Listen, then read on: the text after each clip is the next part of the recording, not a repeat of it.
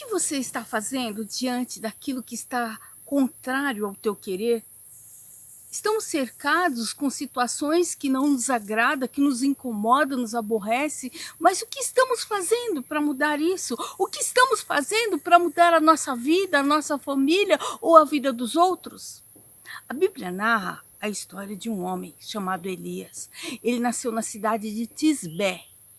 Imagine você que é uma cidade que nem existe no mapa, de tão pequena, era interior do profundo do interior.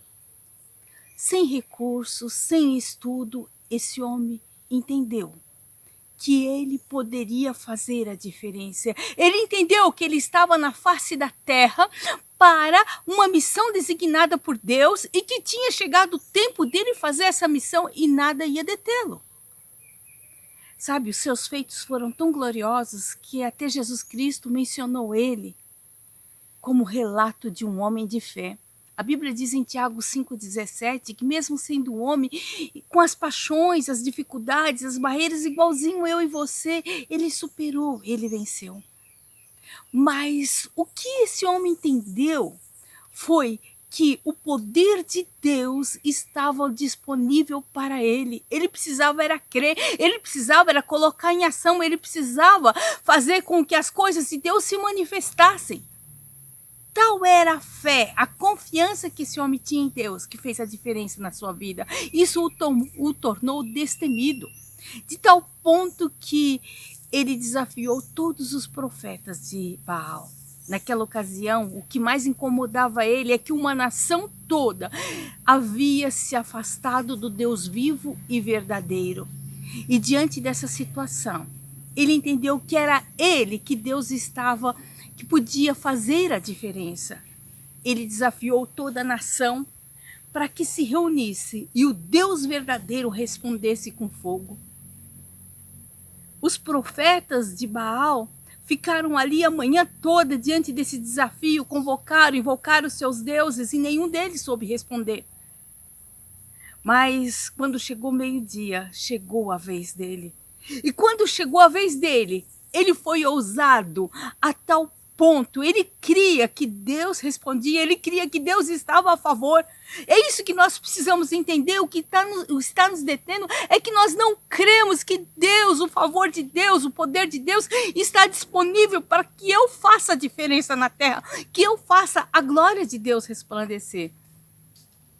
Naquela ocasião, ele diante dos profetas, ele ousou ter fé.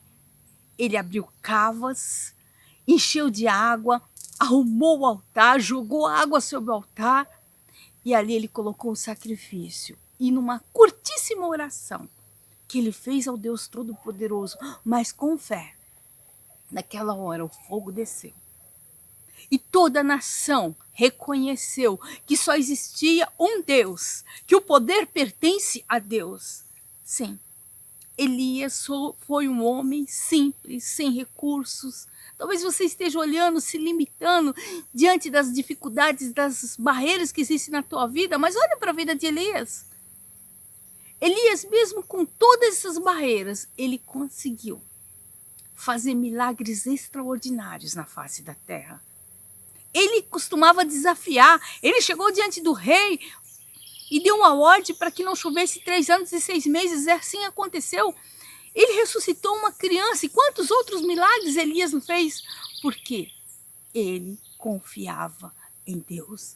Sabe, está na hora de entendermos que esse tempo que você e eu estamos vivendo é a nossa vez de marcar essa nação, é a nossa vez de marcar essa geração, é a nossa vez de fazer o poder de Deus se manifestar, porque o nosso Deus, santo e soberano, ele quer se manifestar aos homens, e você foi escolhido, e agora chegou a sua vez de ser esse instrumento para que a glória e o poder de Deus resplandeça.